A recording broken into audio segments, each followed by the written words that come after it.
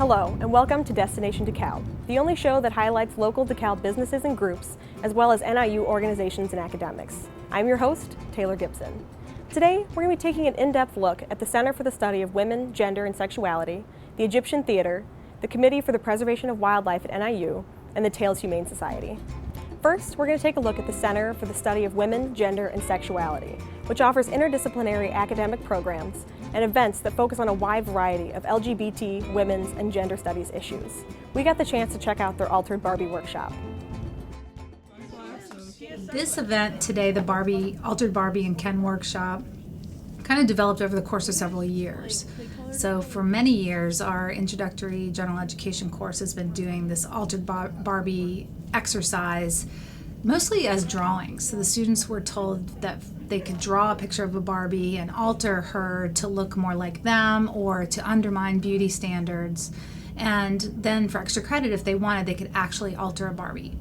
And all these Barbies have been in the closet for a long time. And so when I started a couple years ago, we found them and said, why are these Barbies in the closet? And we got them out and have been displaying them. And they're funny and creepy and interesting. And then Rebecca started researching that this is a thing. People actually alter these Barbies. There's art exhibits on them. And we thought, well, we'll do this. Quite often I try to organize events that focus on a theme or a concept that is being studied in a class. So something like today's event, a lot of our classes look at beauty ideals, unattainable beauty ideals and standards in this country. And so an event like this helps the students explore in a hands-on way something that they're learning in class. Well, I just think it's important to represent people that have disabilities, and you never see that with a Barbie. You never, when I was growing up, Barbie was perfect. She wasn't overweight, she wasn't disabled in any way, may it be blind or having a speech impediment. So I think it's important to represent how people really are. I wanted to give her like full-sleeved hats, half-sleeved hats, technically, tats all over the place, and put her in something either really rugged or really beautiful to prove that, tattoos, just because you are filled with tattoos, it doesn't mean that you can't wear anything elegant or nice. And women, just because they have tattoos doesn't mean they're any less beautiful than those without tattoos, because I have friends who are loaded with tats and they get a lot of crap for it all the time. If you ever notice that on regular Barbies, they never have any imperfections. So I kind of drew a beauty mark on my Barbie, kind of like the one I have on my face. And I drew her a mole under her lips. I was trying to make the lips look natural. I hope that people who participate in this workshop today think back on their childhood and think about things that were fond memories, playing. Playing is how we learn many things. And a lot of times that play is constrained by rules and can be harmful. But I bet there's some good stuff there too. And I'm hoping that they can also feel like they don't have to follow those rules all the time. That, play teaches us about how to be a girl and how to be a boy and how to be straight even, and, not to be gay and not to express anything that doesn't fall within these contained little boxes. And play could be totally different. Play could be a way to be fantastical and be ridiculous and actually color out the lines, but with this 3D project, they're gluing and taping and coloring, and I hope that they can think about their own identity that way too. Next up is a local spot that many DeKalbians have been to for at least one show or another. This theater is over 100 years old and hosts many different types of live events, from movie viewings to musical performances. Let's take a look at the Egyptian Theater.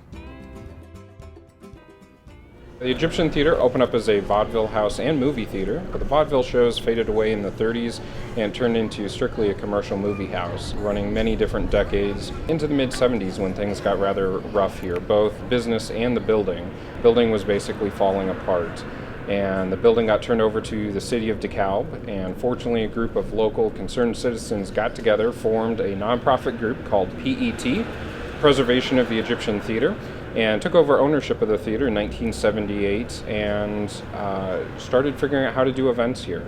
And fortunately in the early 80s got a grant from the state of Illinois to do a complete renovation of the theater and try and restore it back to how it originally was when it first opened.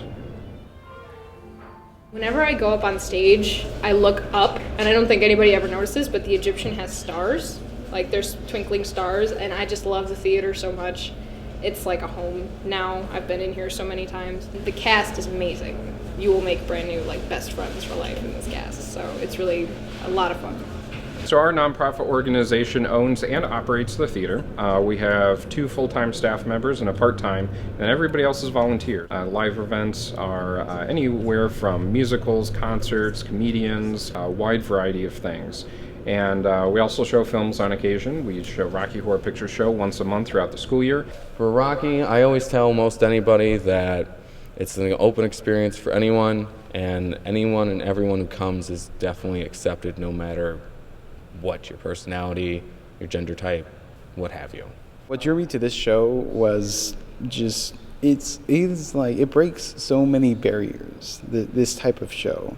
I mean, when you think of a play, you don't think of cannibalism or stripping or sexual themes or bad language or aliens and all this other crazy stuff. This is by far one of the favorite casts I've ever been on. It opens you up a little bit. It brings you out of your shell. Definitely love this place. It has so much history and just value, and I wish it nothing but prosperity, and definitely one of these days want to fill it full of Rocky people just to drive the director of the theater crazy.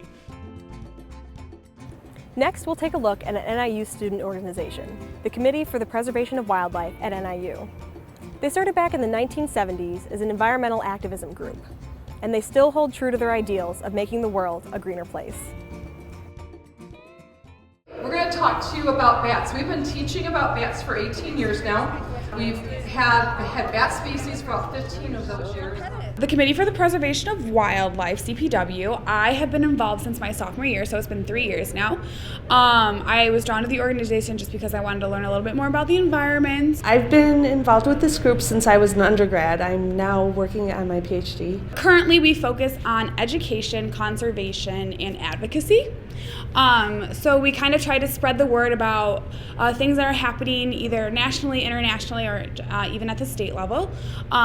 We've had a myriad of speakers come in, like the bat people that we had tonight. A lot of it is educational. That's a lot of what we try to do. And we also try to be active, like we're trying to get bat awareness to have people understand what the role of the bat is in nature. The Petersons have their own event. They do all of the programming, the bats is all of them. We had them come last semester, and we just thought it would be really interesting. Again, kind of focusing on the advocacy part. Bats are super misunderstood. I mean, everyone kind of has this negative connotation for them, and they are a huge part of our ecosystem, so we thought it would be really helpful and really interesting to see kind of like what they do, and then just to get to see real like bats in person. One thing that we're doing now is we're trying to work with other groups to just make students more aware of their impact on the environment. We have had a lot of different campaigns throughout the years. One of the ways we try to raise awareness and deal with conservation is we do a lot of volunteer work with Nachusa Grasslands. So Nachusa is a wild preservation. It's one of the most successful prairie preservations in North America. So we go, it's about an hour west of here, so we go out and we help them either clear invasive species, create huge burn piles, collect new seeds, just that kind of thing. We also do a native prairie plant sale every spring, so we sell native indigenous plants to the local community, to students, kind of having them plant things that are from Illinois and like will flourish here. When you come to the meetings and you start coming to the presentations and the different field trips, and at first you don't, you just come to learn, but I think what you will find is that the group is really like kind of like a family. But you don't have to be environmentally focused or biologically focused. I learn a lot and I get to make an impact. So I guess kind of just stepping outside of your comfort zone, it's definitely worth it. Last but not least, we're going to take a look at a local shelter that cares for animals while doing so much more. Tails Humane Society is a place for people and pets to find amazing new companions. What brought me to Tails was I started volunteering when I was like 12. It's a great place for kids to be involved. and be hands-on with animals. It's a great environment for that. So I started volunteering, and I've been working here as staff for animal care for about a year. And then just recently I've taken the position to do play groups and let the dogs play together, and then beyond that doing behavior training for some of our more tricky dogs. We just started today, so we just signed in, so we are preparing to clean out their cages. What I do at Tails is, I am a little partial, I think I have the most fun job. My job is I come in and I do play groups, so I am putting all the dogs in groups together in the yard. So I am allowing them to have friends, gain social skills, drain their energy, and just have a good time. We want Tails Humane Society to be a temporary summer camp for dogs where they can come, they can play with their friends, learn good behavior, and then go home to their forever home. I'm an animal care tech, so the basic needs of the animals, feeding, cleaning, watering, taking dogs for walks, scooping cat litter boxes, that kind of thing every day. And then we also do medications that the animals need, and we help out sometimes with adoptions, people that come in looking for a certain kind of animal. The things that we are officially able to do for our volunteer work right now are to work with the little critters, so we work with the rabbits and the guinea pigs and rats. We can play with them, socialize, and clean out their cages. And then we also are able to do brooms and brushes, which means we clean various things, do laundry and dish work. But we hope to work with the dogs. We just haven't had time to get that training yet. I really like when the dogs that have been here a long time finally get adopted. We had a dog named Bo that was here for a really long time, and he actually had sarcoptic mange when he came in, and he was treated for that for several months. They sent us pictures of now he's like their mascot at their CrossFit gym, and it was just a really cool story because he was here for such a long time. The reason why I love working at Tails, it's just such a great environment. It's just a teamwork effort. We have the veterinary clinics, we have people that are working so hard each and every day to spay and neuter these dogs, and as well as public dogs.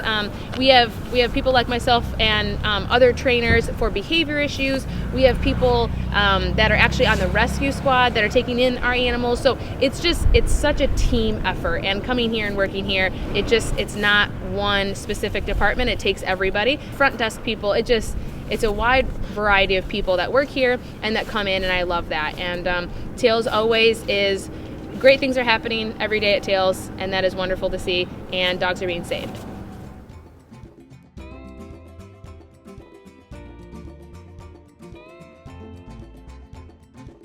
Well, that's all we have for today. We hope you enjoyed learning about some different opportunities here in our community. Thank you for watching Destination DeKalb. We'll see you next time.